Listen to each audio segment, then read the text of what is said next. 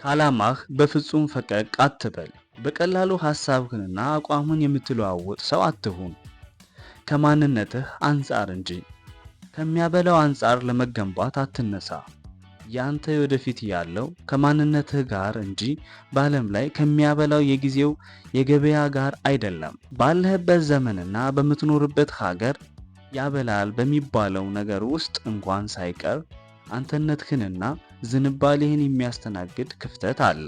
የገንዘብ አያያዝ ብልሃት በውስጥህ እያለ ንግድ ያበላል ስለተባለ ብቻ ነጋዴ ለመሆን መነሳት ፍጹም መሳሳት ነው።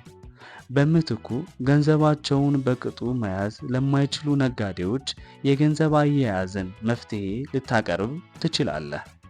ይህ እውነታ በጊዜው ያለህ የኑሮ ሸክም አንገብጋቢ ሲሆን የማይታሰብ ሊሆን ይችላል። ሆኖም ለጊዜው ያለብህን የኑሮ ውጥረት ለማስተንፈስ ከአንተነትህ ጋር የማይፈስ ነገር ብታደርግም ውስጥህ ግን በፍጹም ከዋናው ዓላማህ መለያየት የለበትም። ታላላቅ ሰዎች የሚያከናውኑት በታላላቅ ጉልበት ሳይሆን ሳያቋርጡ በመስራት ነው።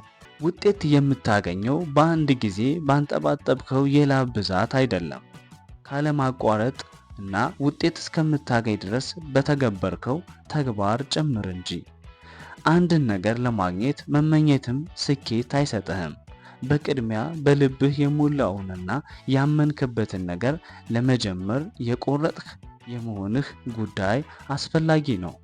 በመቀጠልም ያንን የጀመርከውን ነገር እስክትጨርስ ድረስ በተግባርህ መጽናት አለብህ። ከዚያም የጀመርከውን ነገር ላለመጨረስ ምንም አይነት ምክንያት አትስጥ።